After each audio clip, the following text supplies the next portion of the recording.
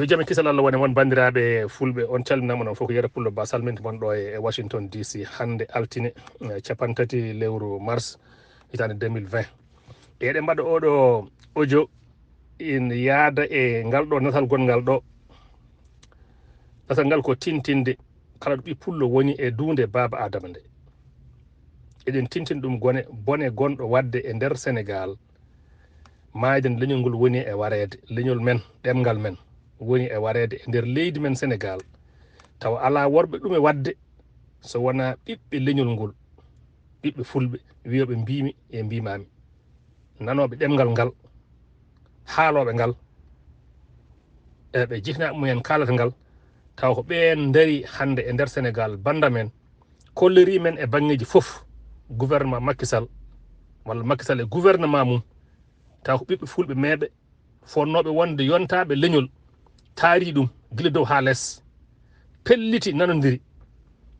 e kala fannuji ɗe ɓe golloto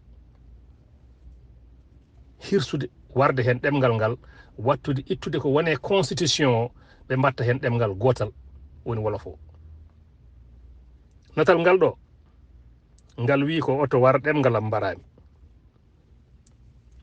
français o wi ko président Macky Sall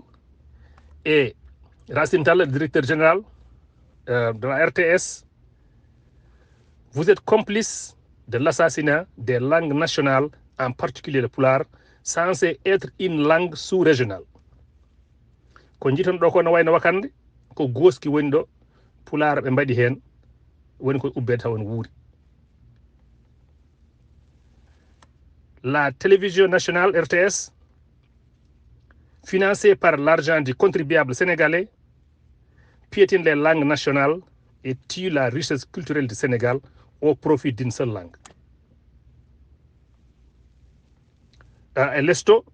la constitution du Sénégal, article 1, la langue officielle du Sénégal est le français. Les langues nationales sont le Diola, le Malinké, le Pulaar, le Serer, le Soninké et le Wolof.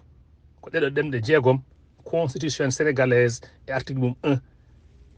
Oui, côté de dem ndendi poti rip e nder leydi ndi. Wadde ko ɗum saabi gila e temps Senghor en hay Abdou Diouf en. Jin on so ɓe kaala mbaɗa adressé à la nation ɓe kaalata ko français journaliste ƴette nantinayi ɗemɗe keddiɗe ɗe. Kono Macky Sall e gouvernement mum ɓe cuɗaki kuɗel ɓe mogginaki leggel kala ko ɓe kaala hande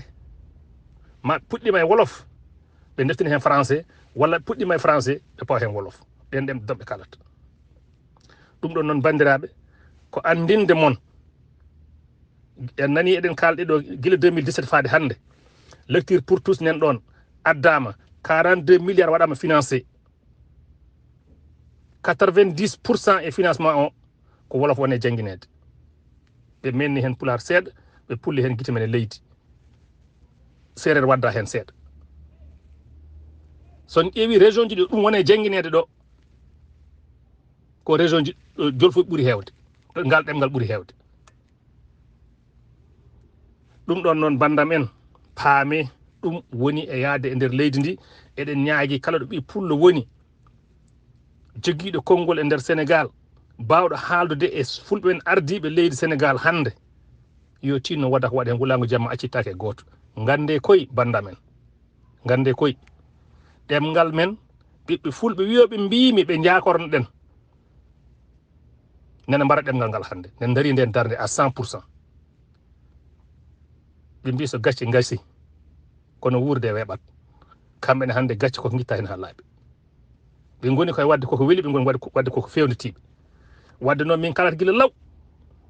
law haalte saabu ɗem leñol pongol no leñol fulɓe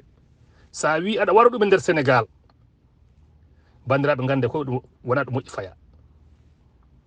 aduna o hande leƴƴe ɗe keewi hen ɗe ganduɗa ɗe ko ɗemɗe 2 3 4 5 6 7 jeeɗiɗi jeetati goni hen hen gotal fof dokka hujju mum ha timmi eyno ko ɗum tan ñaagui ɗen tinno ɗe balle men e laamu men laamu Sénégal gouvernement Sénégal Macky Sall gouvernement mum balle men yoɓe dokku leñol men fodde mum on jii télévision kala ko jogui ɗum haydara ala ko jogui ɗum ɗon haydara balle men bandiraɓe o jo juuti ko Yero Pullo ba mi salmini monon foof